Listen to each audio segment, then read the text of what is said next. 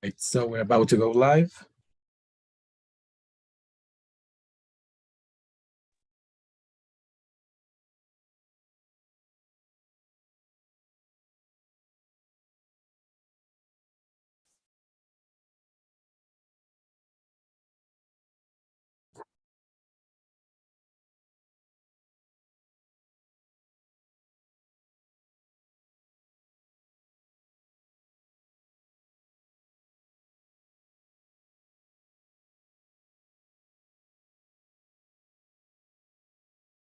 Hi, there's no sound coming from the video.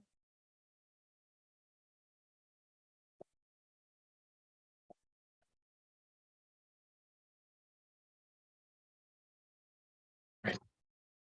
We'll start again. Hi, there's no sound coming from the video. Hello, and welcome to Multiliteracy Strategies in the Post-Pandemic Classroom. Thank you to the National Pedagogical University for the invitation, and we're really happy to be here. We'll start again. Today, we're going to have a series of short videos where we're going to answer some multiliteracy strategy questions. I have joining me Thomas Delaney from India. He's of Australian descent and was born in India. Miguel Pena Flores, he is Peru and uses Norwegian and English as well. And I'm Suzanne Rajkumar from in Honduras, but I'm from Trinidad and Tobago. Colin Baker said, bilinguals help preserve the variety and therefore the beauty in diversity of our world. Bilinguals are environmentally friendly people. So you're going to hear a little bit about that. And in this beautiful collaborative experience, you're going to get to learn a little more about that. So let's start. Here's a little bit about my linguistic repertoire. What I mean by linguistic repertoire, English, I use it for communication, work, and entertainment. As you can see in my name, it's Rajkumar and Martinez. I'm married to a Latino. So there's Spanish, obviously. I studied French. My children are learning Japanese. And Hindi is also part of my generational elements. So all of these add up to the different kinds of words that influence the languages that I speak and how I use them. So today we want to ask Thomas and Miguel to share with us, what does their linguistic repertoire look like as multiliterate users of the language? Do you know which languages make up your linguistic repertoire? Thomas, can you begin? Sure, Suzanne. Thanks for having me on, and thank you everybody for being here. It's terrific to be able to spend time with you virtually and to discuss a topic that's so fascinating and dear to our hearts, that of multiliteracy, being multilingual. So for me, I speak three languages: English, Hindi, and Urdu. And I've just put the name of each language up here so that you can see the different scripts. So I'm sure you're all familiar with English. You're reading English there. Then the second language there is Hindi, and the third language is Urdu on the far right.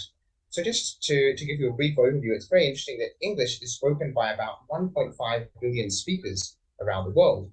And of those, 400 million or so are first language speakers. This, of course, was spread around the world through British colonialism. Now, Hindi and Urdu are two major Indian languages. And interestingly, with Hindi, even though it's only really spoken in India and then parts of the world where lots of Indians have moved, it's got almost as many first language speakers as English. This was a surprise to me when I first read it. But yeah, there it is. There's because across North India, Hindi is by and large the mother tongue, and so it's an Indo-Aryan language. It has Sanskrit roots, and Urdu, interestingly, has a lot of shared vocabulary with Hindi. So in other words, when I'm speaking to people on the street here, I mix the Hindi and Urdu. Right?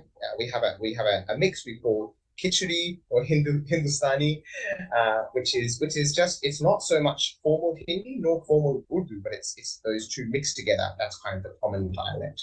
And the very interesting thing about Urdu script is it's written from right to left. It's more has Arabic and Persian roots, so it shares a lot of vocabulary with Hindi. But the script is totally different.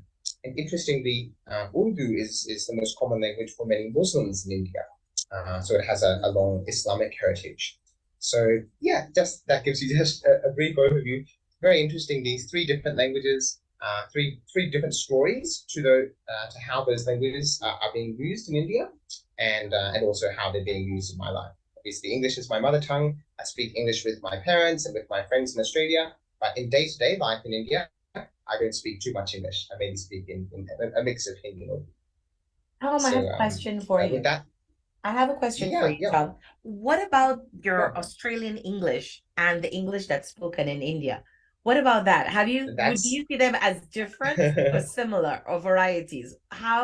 What is that experience been like? That's a really good point, Suzanne. I'm glad you picked up on that because if I'm speaking to you in my Indian accent, like this is close to my Indian accent, I'm in this accent, I'm very much understandable by a lot of my Indian friends, but some of my Australian friends struggle to understand me. And then conversely, if I were to speak to you in my Australian accent, you'd find it very different from my Indian accent. And when I was back in Australia a few years ago and traveling through rural Australia, I found it kind of difficult to understand some of those folk in rural Australia because their accent was so different. It was such a strong Australian twang. Yeah, I can imagine. Yes, definitely, it's a very different accent, and to some extent different vocabulary and different grammar as well. So it is interesting that English, being such a global language, has so many different. You could even maybe say different dialects of English, perhaps. Oh, we could spend all day discussing this, Tom. Yes. Definitely. It's very, Yes. very Anyway, I'm really interested to hear yes, from and Miguel too, though, because Miguel has. Yes, I want our Miguel, sorry. audience that's listening to us for them to take into consideration what Tom mentioned about the change in accent. I know that many language learners tend to be very conscientious about their accent, but diversity can be very interesting. So let's look at Miguel's linguistic repertoire now. Thank you, Tom. Hola a todos, buenos días, buenas tardes, buenas noches. Hello everybody. Yes, I want to comment, Susan, about which language I can speak and can communicate. Spanish, of course, English, and Korean language, because I used to live in this country many years ago, and I had the opportunity to study social and environmental education there, and also working and living in this country, which I learned a lot. My typical day is like I wake up, I talk to my family in the morning, to my partners in the morning, and then during the day, I go online, I communicate with people from around the world in English, and then after that, I use my English skills to make documentation, to make plans, and so on. And after that, I want to watch a movie in English, for example, in Netflix, and then after relax my mind, I can use this to learn something about what is going on in this part of the world, in this country, Norway. Sometimes I read the news in the local language to understand more, or I talk to people, friends, which I'm working with together. Sometimes we use the common local language, which is Norwegian, which I can understand somehow. And also, I come from Peru. You can imagine that we have many languages, local language or native languages. So for me, it's normal to use, for example, Wawa. Wawa is a child here in Peru, probably in your country too. So there is Wawa, there is Pachamama. Pachamama is a very well-known word. So you know that it means Mother Earth. So this is a very special word for Latin America. You probably know it. So I think that to connect to people, to understand each other, to communicate, and to learn from each other through different language is the key to find different solutions to different problems that we have already, climate change, food supply, and other problems. That's all I can comment until now. Well, I have a question for you, Miguel, and you said something very interesting. You mentioned that to relax your mind, you relax using English. So I was wondering, and it occurred to me because I know sometimes I also compartmentalize different things when I want to disconnect or I want to change or switch my mind. So when you use Spanish, is that your thinking language for analysis? Like, what is your language? Which language do you use do you analyze in all of the languages? Or do you have like a particular language for planning activities, thinking, innovative? Or do you do a mix of it? Have you perceived that difference? Yes, it depends who I talk with. For example, most of the people I talk with is in English, so I need to think in English. but also I use English for relaxing to watching movies or listen to music. So mostly I use English for analyze and relaxing. And the Spanish language is my native language, so that means that I can relax. I can also work. It's no problem for And me learning the language. philosophize, you can do Yeah, everything with exactly. it. It can be many things. Yes. Yeah, that's awesome. Thank you very much. So we're going to go to the moderator right now, and we're going to ask you in our audience to comment with us in the chat box about what does your linguistic repertoire look like? And we'll be back with you with our question number 2.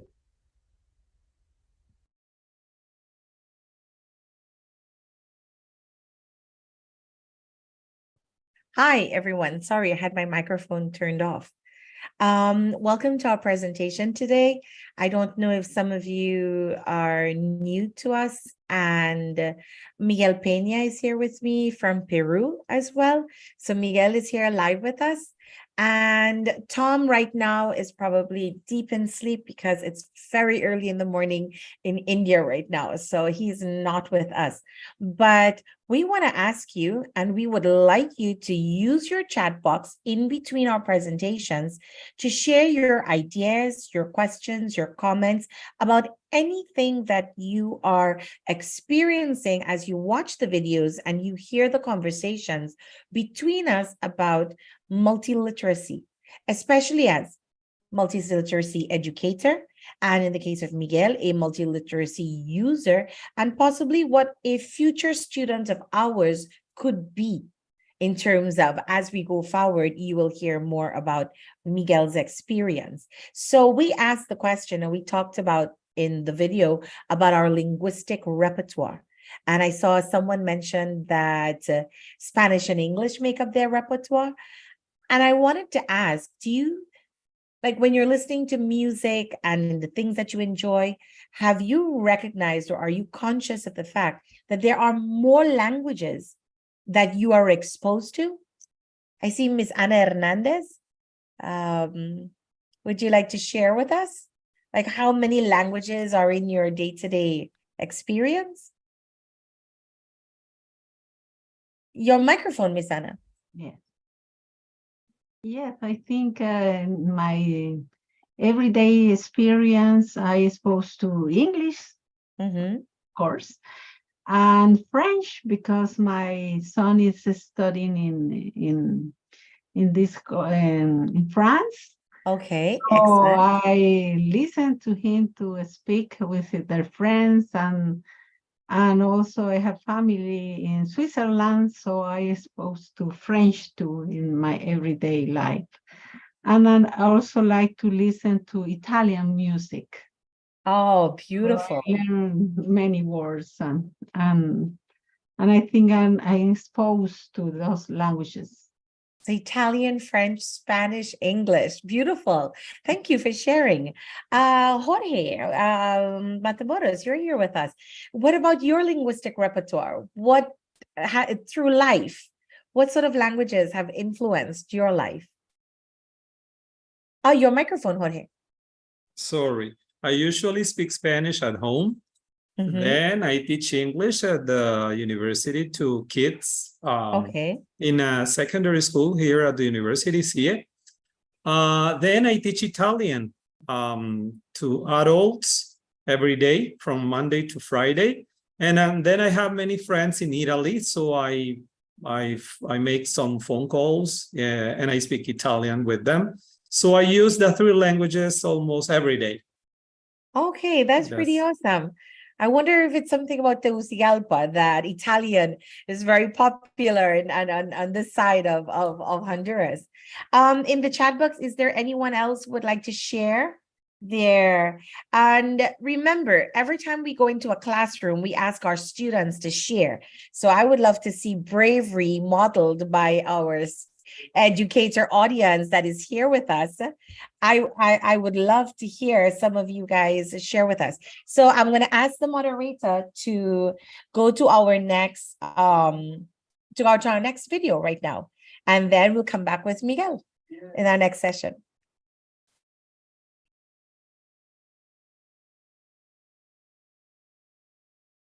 Hi, and now welcome to question 2, multiliteracy strategies in the post-pandemic classroom.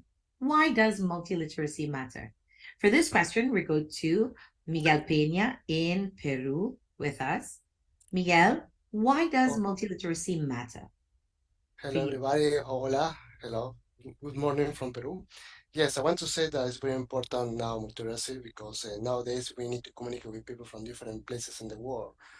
We need to learn from each other, to understand each other, to do actions together, to have actions together. And also we need to show empathy for the other person so we can understand their own context. So I think that it's the most important to understand, to have empathy, and to follow actions together. Nowadays, we can study together online, we can do projects together, and we can do many things in the digital world. But also we need to have empathy for the other person. And multiliteracy is very important nowadays because it shows respect to the other person. So I think that's very important to put key in education and communication, this concept. Thank you very much, Miguel. And in your experience with this, speaking the different languages, I mean, you've actually done this, right? Yes, I do it every day in my life right now. Excellent, excellent. Now let's move to India with Tom Delaney and a little bit about Tom. Next slide. Why multiliteracy, Tom? What's your take on this? Yeah, thanks, Suzanne, and thanks, Miguel. I think I basically agree with everything Miguel said, and it's interesting how the same things play out in different cultures. So I think, multiliteracy really allows us to connect across those cultural barriers. I find as a foreigner in India, many of my foreign friends here, because they've only been here for a few months or a few years, they can't connect as much with local friends because they can't speak in their mother tongue. And many people in India don't speak English. So I think it's also a matter of respect, as well as allowing us to connect. It allows us to show respect when we can speak to somebody in their mother tongue. They really feel respected, that we've actually taken the effort to learn their language rather than expecting them to learn our language. Yeah. So that allows us to build that deeper relationship. Because of course, there's only so many things that you can express in a second or a third language if you're not as fluent in it. So when you speak to somebody in their mother tongue, that allows that deeper relationship. I think also if you zoom out and look at the big picture, if you look at the history of colonialism, right? There's a lot of language colonialism as well. So of course, I love English. English is my mother tongue. English is allowing us to have this conversation today across these different cultures and different places. But English was spread around the world through the British Empire. And the British have a lot to answer for in terms of imposing their language and suppressing native language and saying, you must speak English in school and must learn English. If you want to be an educated person, if you want to be a respectable person, you must learn English. So I disagree with that. I think as educators, we should support mother tongue literacy, and we should support everybody to be able to learn their origin language, their identity language. And we need to respect that rather than trying to impose our language on them. And I guess the final point I would make, a bit different from the earlier points, is that there's a big variety of cognitive benefits to being multilingual. So I experienced this myself a little bit. I experienced that, sometimes I'm thinking of a word and it doesn't come to me in English, it comes to me in Hindi. And as humans, we're social animals, and we developed our socialization through language, through being able to communicate with each other.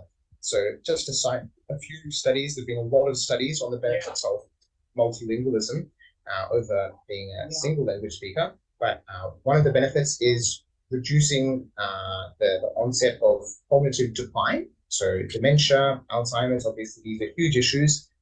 Being multilingual can help delay the onset of cognitive decline. It also helps you think more flexibly, more creatively.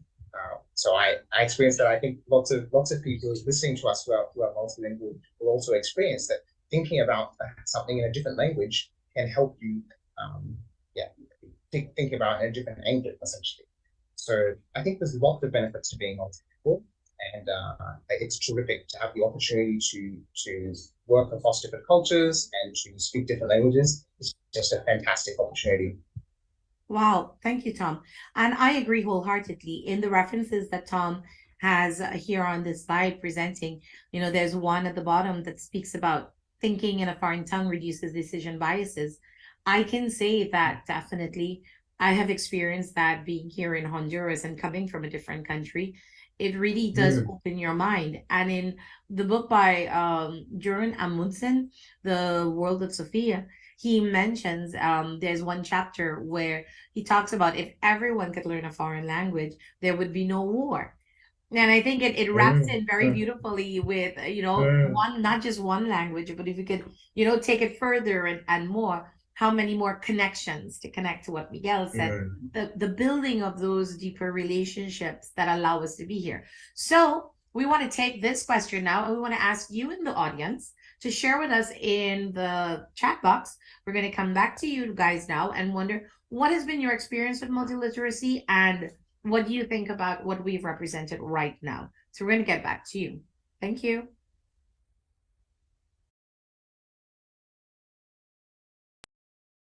Okay. So why multiliteracy? I think that there was some very interesting information presented. Do you have any questions? Or the question that we asked you, that I asked it, what is your opinion or your experience with mother tongue literacy being promoted in the classroom? Because when we talk of multiliteracy, we are welcoming multiple expressions within the classroom, even though we're teaching, in this case, one language, be it English, be it Spanish, whatever language. What is your take on multiliteracy coming into the classroom?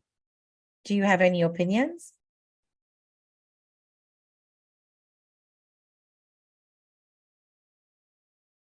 Okay, so everyone has their cameras turned off and they're very quiet. Is it because we're live? But I would love for you guys to participate, because this is so that the pandemic changed how we teach. It literally threw things. Miguel, can you share a little bit about what happened to you and what your languages allowed you to do during that pandemic? What Yes, came of out course. of it for you? Yes, I can comment my experience during the pandemic. It was very tough for everybody. I'm sure about this. I was thinking, what can I do? The opportunity to speak different languages. So I talked to people I met before in different countries. And then we realized that we should do some actions. We should do some actions in the Amazon. So we decided to educate students, children in Iquitos, Peru, Amazon rainforest. And then we developed different projects focused to empower Amazonian children. And it was only because I could speak English and also Korean language, and I could understand how they communicate, how they think, the mentality too, because I was exposed when I was living in this country, and I was always curious to learn from people from different places and to show something about my country, Peru, for example. So that was my experience. Thank you, Miguel. So Miguel definitely is an example of everything that Tom mentioned in that question of why multiliteracy. If anything, the pandemic has broken down everything that we have thought about how to teach languages, whether it should be a full immersive experience, should it be just one channel at a time, or how many conversations, and which is why we asked you to think about your linguistic repertoire, because even in our general day-to-day elements, you will find that Netflix has multiple elements of movies. There's so many streaming videos online. There are so many cultures coming in that the learner that we have in our classrooms today are exposed to such variety on a daily moment-to-moment element. Whether they're watching things on TikTok, whether they're on Facebook, Snapchat, all of social media are windows to the rest of the world. So as educators in foreign languages, multiliteracy Even if it is just a simple phrase of saying, I love you in multiple languages, that we can bring that. For me as an educator, it is about promoting global citizenship. There is my citizenship as a Trinidadian. As a mother of Honduran boys, I worry about their citizenship as young Hondurans. And I want them to be able to think of themselves as global citizens, which is where the multiple languages come in. And this example with Tom in India and Miguel in Peru, and Tom is an Australian born in India, but India only allows one nationality. So Tom's parents are Australian, so he is Australian, even though his heart is also part Indian, but he studied in Australia as well. This is the world. This is our 21st century world. This is what it's looking like, and it's pretty exciting. So for all the educators in the room with us, please share your comments about what you think about the future of languages and teaching them. And are they really going to be such separate elements, or can we bring multiliteracies into the classroom? So our dear moderator, can you help us with question 3? We go straight to question 3 and we'll be back. Please enjoy. Hi, so welcome back. Now we're on to our question number 3 for our multiliterary strategies. What multiliterary strategies work in your experiences? For this, Tom and Miguel are going to have a little something here prepared for you. And we hope you enjoy this question, because we're going to have a lot of questions when we get back to the moderating room with you. Okay, Tom, take it away. So thanks, Suzanne. And I think as we were just discussing, and we heard from you in the chat, multiliteracy is so important. It has so many benefits that the really key question is, well, how do we do this in our classrooms? You know, it's all very well in theory, but what does it look like in practice? So to that end, I want to introduce this new program we've been developing in India. We call it Accelerating Learning for All, or we give it the acronym ALPHA, ALFA, ALPHA, Accelerating Learning for All. So a shout out to my boss, Dr. Sunita Gandhi, who's been working on this program. And Sunita actually has a workshop in this same conference. So we'll post the link to that in the chat. And I do encourage you to check out her presentation as well. But just to give you a very brief overview of what ALPHA is about and how that connects to multiliteracy. So it's a very swift literacy program because in India we have a huge problem with many kids not being able to read and write in their own mother tongue. Let alone in a second or third language. We have a huge problem with illiteracy. So in this program, children work in pairs and they're taking turns to ask each other questions and respond. So this is a big contrast to the traditional approach to education in India, is for a teacher to give a lecture. So if I was the teacher, I'd be telling the whole class and they would be repeating after me very often, which, as we know, as educators, is not a very good pedagogy. It's not a good form of education for kids to just be repeating or rote learning. So instead in ALPHA, kids are working in pairs and they're asking each other questions, responding, and they're building from known to unknown, which means from a picture to sound to word. And through this process, they're learning to read very swiftly. So if I just give a very quick demonstration, if Miguel will oblige me. So I hope you guys can all see on the right side of my screen a little some picture tiles, letters, and word. So Miguel, what's the first picture you see there? Oh, well, I see a car there. Yeah, great. It's a car. So what's the first sound of car? Car. Oh, yes. Car. Car. Exactly. Yes. That's right. Mm-hmm. And then what's the next picture you see? I see apple. Great. And what's the first sound of apple? Great. And what's the final picture you see? I see a tube. So yeah, tube. Okay. Great. And what's the first sound of tub? Tub. Yeah.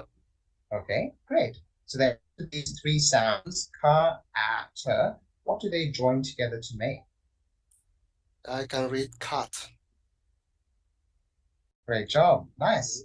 Mm-hmm. So you can see in that little role play, that little acting we did, this is how it looks in the ALPHA classroom. You can see on this photo on the left, these two kids are doing this with each other. That's in Hindi language. They're asking each other these questions. and responding. And now the two kids working together in a pair, they would then swap roles. So for one word, I would be asking Miguel the questions and he'd be responding. Then for the next word, he'd be asking me.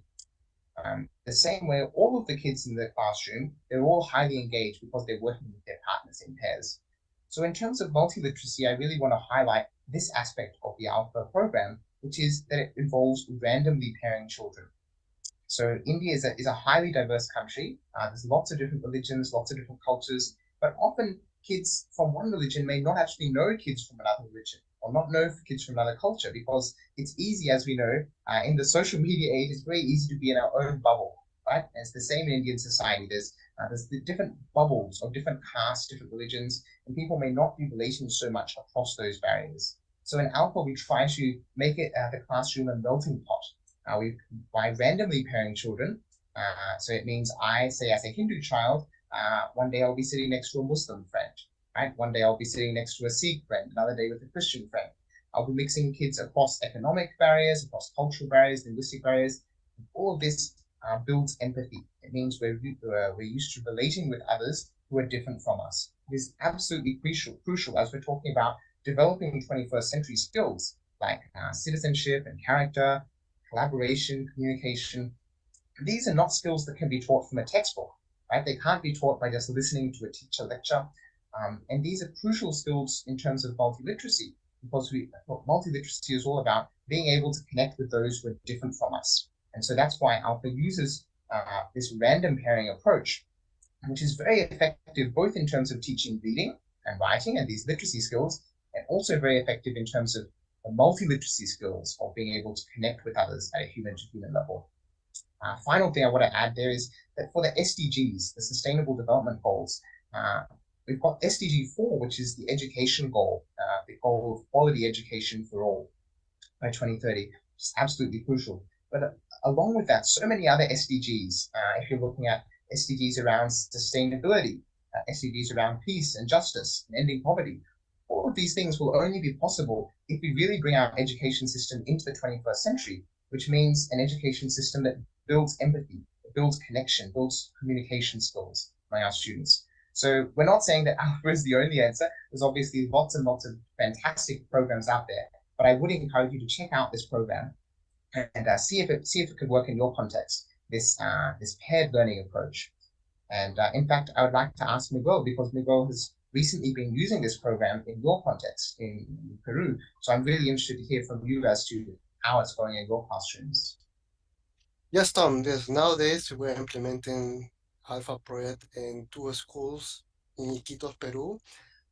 We have communication with the teachers, and they are very happy with this innovations program, because now students are learning faster than before.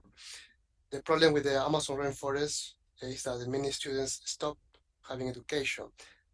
With this new door, they can learn faster. And the most important, that they are learning from each other, because they having interaction in pairs, and they may question each other.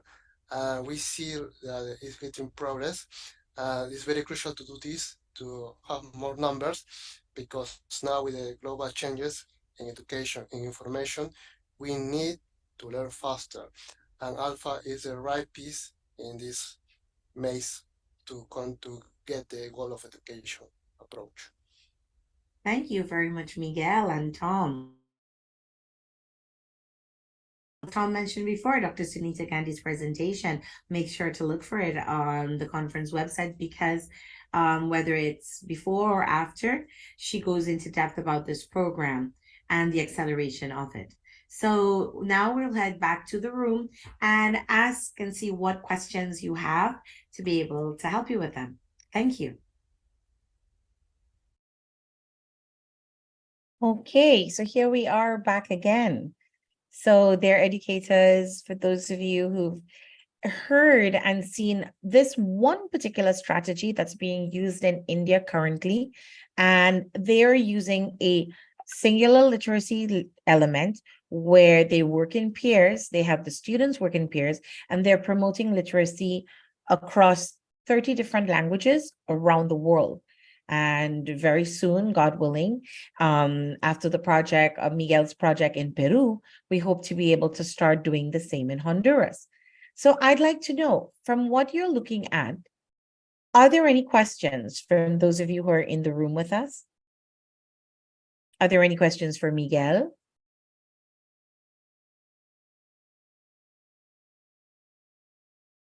Okay, guys, so we're feeling like either our presentations have been really amazing if there's no communication regarding what it is you guys, either has been really, really clear.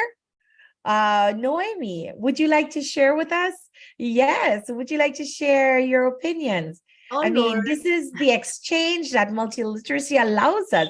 3 countries are in this room right now. You know, I would like to know, Sure. how do you go about teaching these people from the Amazon and making them feel comfortable and not feeling like, what in the world is this and what is he talking about? Because we are teaching English to Spanish students here in Tegucigalpa. I teach at C school in the UPN, and English is a main concern for most of our students since it doesn't come so easy to them. And they only know Spanish, you know, and these people from the Amazon, I'm sure they know different type of languages, and they are faced with different challenges, like maybe confusing the meanings and the concepts, or I don't know if maybe their language helps them learn English better. And what about translation? Because sometimes people think that we shouldn't translate to our students, which I find very hard to do, because I always have to translate to my students so they feel more comfortable to what the topic is about, to understand a little better. And I see their faces. I teach to young students like 4th, 5th, and 7th and 9th graders right now.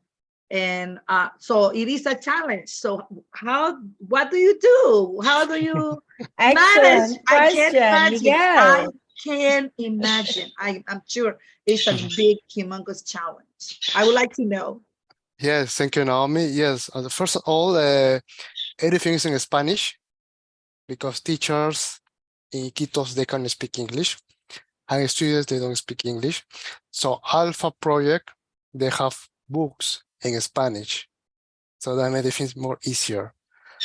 And also, yes, in Spanish, yes. And we have training between teachers in Iquitos, Peru, in the Amazon, with our teacher coordinator in India. So we have an online conference right now, and then we communicate. I can translate because I can speak English, but I see that they are very interested to continue this, because they have the good attitude to this. They believe in this, and they follow the process. Of course, there are some problems like internet problems, communication problems, because it's the Amazon rainforest.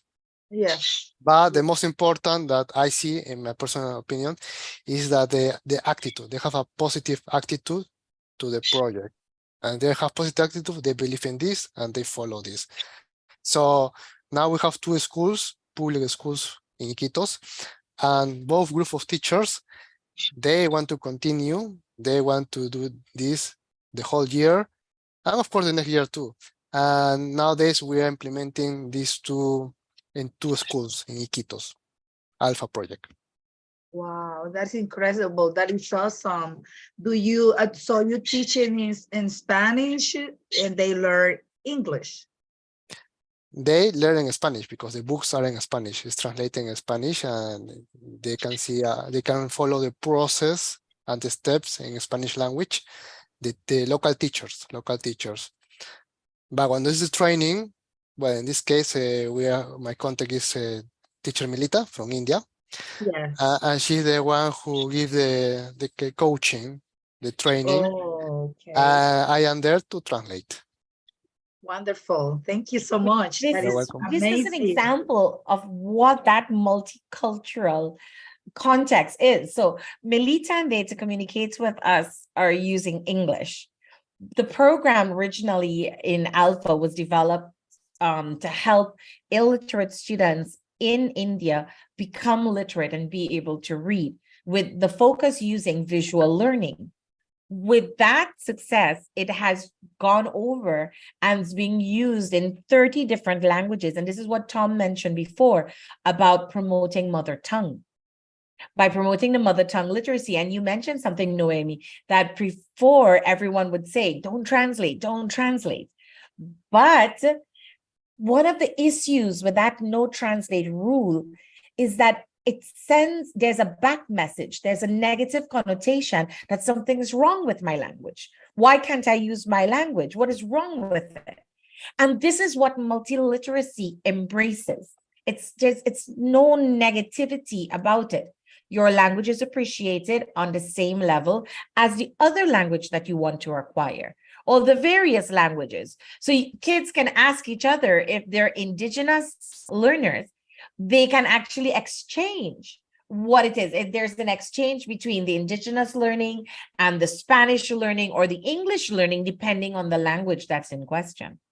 So we're going to go to question 4. So you get to see, and then we'll wrap up with final questions. So we get to hear what Tom and Miguel and they have to see. So thank you, Noemi, for rescuing this presenter in the audience. So you're a blessing. So let's go, our dear moderator, to our final question. Question 4. Hi, everyone. Wow. So I hope you guys are feeling as excited as I am. Now we're down to the roll up your sleeves part of it all. How can you apply these multiliteracy strategies in your context? And, you know, from India to Peru, we're going to start with Miguel Pena in Peru and what is happening in Iquitos, the Amazonian rainforest. Who would have thought that? Even Tom mentioned that before, you know, from India to the Amazon. Miguel, what is happening? What are your teachers saying? What do you see unraveling with the mixture of languages, the multiliteracy elements? What are you seeing? Well, thank you, Susan, for the invitation. Yes, I want to start first how everything begins. I talked to Sunita Gandhi a few months ago, and then she showed me Alpha Project, and it was fascinating for me to see this kind of innovation in education. And I decided to follow this and to learn more about this. After talking with people in Iquitos, Peru, with teachers and school directors, I decided to implement this Alpha Project in 2 schools in Iquitos, Peru. After May, we decided to start the project, and we are having video conference. And last week, I saw progress in the children. I see interaction in the children in Iquitos, Peru, and also I saw the interest of the local teachers to engage, to continue, and to develop more this, because they find this very interesting and fascinated to do this kind of process of innovation, to make children the center and they can follow the steps themselves. And the most important, to interact each other between 2 pairs. So I see the progress, and also I saw photos and videos where children are replicating, they are having interaction, and they are having also discussion between them. For me, it was very lovely to see this, because I can say in the Amazon rainforest, the education is not very well developed. So when the Alpha came, I said, yes, let's do it. And now, right now, I see more interest, because local municipalities, they show interest in what we're doing here. We want to implement Alpha in many schools, in many places in the Amazon rainforest. So I see that this is the beginning of many things. So that's I can say about the experience with Alpha here in Peru. Wow, Miguel. You know, I hear you talk about the Amazonian rainforest, and action comes to mind. You know, one of the things that for me has been beautiful, I want to hear a little bit, what about the cultural impact? So we have the language and the program coming in, but in the beginning, I remember the teachers were very skeptical in the beginning, like, really? Can this work? a different language created in India. How is this relevant to the Amazonian forest? What is their attitude now culturally? And Now, the impact in terms of getting the students to settle down to the rhythm? Like, what kind of challenges have you had? well, the main challenge is first the connection, internet connection. That's a big problem for us. But step by step, we are doing this. Also, the teachers at the beginning, they were skeptical about this, but we said that this is working in different countries. It can be replicated, it can be adapted, and it's so flexible too. And we can get support from India, so they can be trained the teachers online. So teachers they say yes, and the director say yes too, and this is why they follow the process and they want to continue doing this. So I see that about the local context, at the beginning it was difficult because everything I know is can be critical sometimes, but to show them that it can be done, that's the key. So we show them that it can be done and it can adapt to the local context.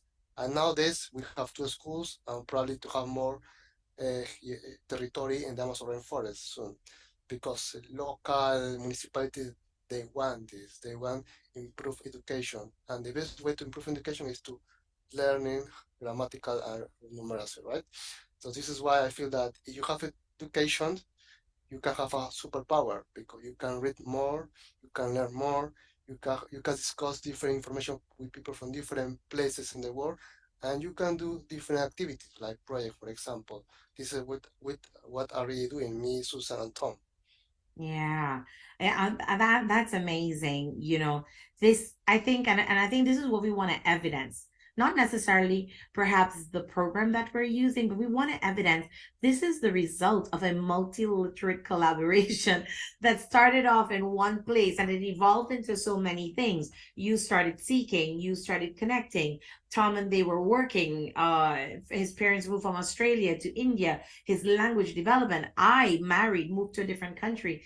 All these things, and they've brought us together, like literally breaking down barriers and having us go forward. Tom, what would be your input here?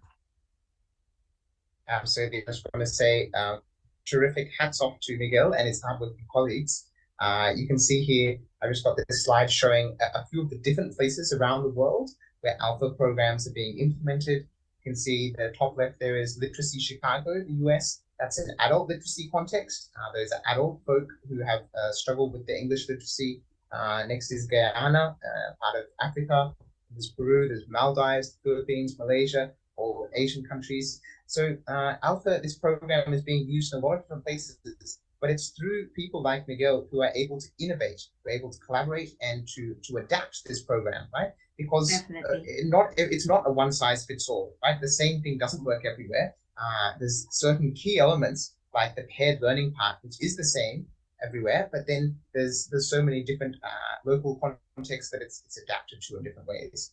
So we want to invite you, wherever you are, to try out this program. And as Suzanne was saying, to try out joining this community of multiliterate global collaboration, right? Literacy is such a key globally, right? I think everywhere around the world, if we see something like COVID, right? Or like climate change, the world has so many global challenges. So we need global cooperation to address these challenges. And how are we going to get that global cooperation? We're going to get it by becoming multiliterate, which means speaking more than one language, but also being willing to and wanting to collaborate with different cultures across the board.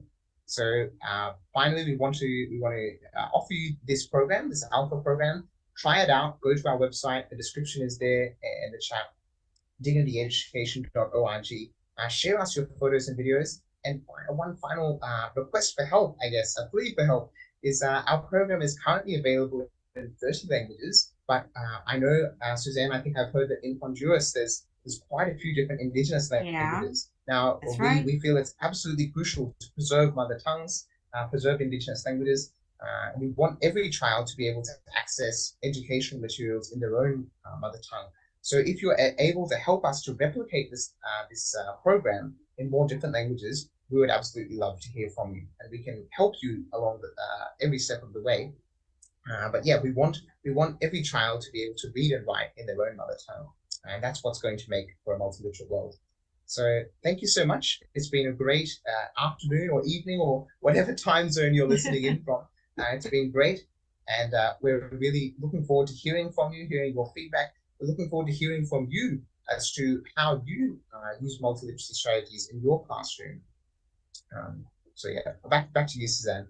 Thank you very much. So Miguel, is there anything you'd like to say to our audience before I go back with them and we start getting our hands into, what their interests, if there are any more, do a little bit of Q&A in terms of strategies they may be curious about and sharing a lot of the stuff and contacts, etc. Miguel, is there anything you'd like to share? Yes, I would like to invite everyone that it's very important to try something new to discover through the experience and then to adapt it to yourself, to your own experience. So I think that with this innovation system to educate children and to educate yourself, it can be very useful. So you just need to follow the actions and to have the motivation to do it. So the most important to be motivated. So when you have the motivation to do this, we can do fascinating things. I never thought to educate children in the Amazon rainforest, but the COVID and the educational problems in the continent made me do this. So we are all united to do actions together to find a common wellness around us and around the world. Thank you, Susan. Thank you. Thank you very much, Miguel. And I want to thank the university for inviting us and giving us the opportunity to have this platform to share the work that we're doing, the work that Tom and the community of Dr. Gandhi and Alpha, what they're doing.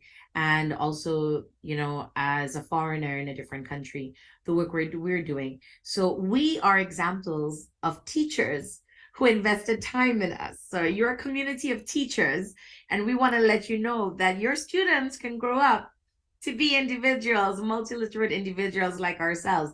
Miguel Pena runs Arco Beta. It is an ONG that is doing amazing things. Tom is a writer, an author, an investigator. He's doing great things also between two countries, his beautiful Australia and India. And I am in Trinidad and Tobago, and I'm a descendant of India. I have children who are Honduran. This element is what we want to understand, that our students of the 21st century are different. It's not the way it was before. And we want to hear from you strategies that you can explore in your classroom. So coming back to you now. Okay, so we are literally, I think 4 minutes for Q&A, because I know that my moderators are very prompt with the hour in terms of that. So I mentioned a strategy in the chat box about ever tried reading an article in Spanish and then flipping the discussion and having it in English. Your students, they get to read, because critical thinking, a lot of the times in my observations of being in Honduras, I've been here for a little over 23 years, I found that there's a lot of focus on Spanish language, but not enough focus in literature. And in that gap between language and literature, we find that it is in literature we develop our high order thinking skills. So when we're struggling, I have found that a lot of my adult ESL students, they tend to have high order thinking skills in English, which is where they were obligated to read books and to do different things. But in their Spanish, they're they kind of it's functional. Their Spanish is very functional. It's about survival. It's about living. It's in the family. It's social. But using it at a higher level to do things, it becomes very particular. So multiliteracy, bringing strategies where you listen to a song and you ask them to close their eyes and just listen to the music and the words. What Miss Anna said, that she loves to listen to music in Italian. What emotions are connotated by listening to words from another song? What does it mean to compare and contrast an article in a variety of languages? Why is it that if we look at the multiple languages that the Bible is written in, if you can speak about that, to discuss, it is one of the most amazing books with many studies that you can explore the literature of it and how language is reflected, language and meaning. multiliteracy opens the door to so much exploration. And we want to encourage you to start exploring multiliteracy strategies, the reading, the comparisons, and bringing it into your classroom. Just catch them off guard. And let us welcome or start fomenting global citizenship among our learners. Do you have any comments, my dear students, before we wrap up? I just can say about sharing the strategy that you said about reading something in Spanish and then in English. We didn't do it with literature, but we did it in the class with a movie. Okay. And I asked my students to watch the movie first in Spanish and then watch it in English. And some of them said, some things we understand it better in our own language, but then when we got it in the second language, we didn't have the same fun. Or we did one activity one time also with phrases, with phrases and idioms. And I said, okay, let's try to get the similar idiom in our Spanish so we understand better and we feel it. Because they say it is about emotion. And they used to say, it's not the same when I say it in English. I prefer to say this in Spanish. They say, so you are opening our minds, because usually in our program, when we teach English, they said, avoid the L1. Right? They say avoid the L1 because we have to let them know that the language that they are studying is English. But I have discovered that when we make that comparison in contrast with their L1, they wrap better the information and they can use it later in context. So I definitely agree with you that multiliteracy, it's opening new words and new ideas for us to teach a second language. Thank you very much for your presentation. Thank you. Thank you very much for that. You used my magic word. You used context. For me, context matters. I think if you see me as a teacher, I'll probably have context on a t-shirt and I'll have context on the back and I'll walk around. Context matters, because I remember telling my students, and this is a very quick anecdote before I get cut off, coming into Honduras, and I remember asking someone, I think I was in a mechanic shop, and I asked them, I couldn't remember how to say mother-in-law in Spanish, and I couldn't think of the word. So the gentleman in the mechanic shop, he said, oh, víbora. And I remember listening and I'm thinking, and this is in my sense, I'm thinking, víbora. But I'm like, but víbora, isn't that a word for like? And then by the time I figure out what víbora was in my mind, he was laughing and I'm like, it was like the entire waterfall in my mind. It was the culture. It was, they think that too in Honduras. I mean, like, poor mother-in-laws. And then I use the other side of the country. Ms. Rajkumar, we only have less than 15 seconds to wrap it up. 15 seconds. Well, French says, ma belle-mère, my beautiful mother, for mother-in-law. Very different cultural elements. So I leave you with that for multiliteracy. Think of how cultures reflect and how words impact. Global citizenship. Bye, everyone. Thank you so much for joining us. It was a wonderful presentation. Thank you very much.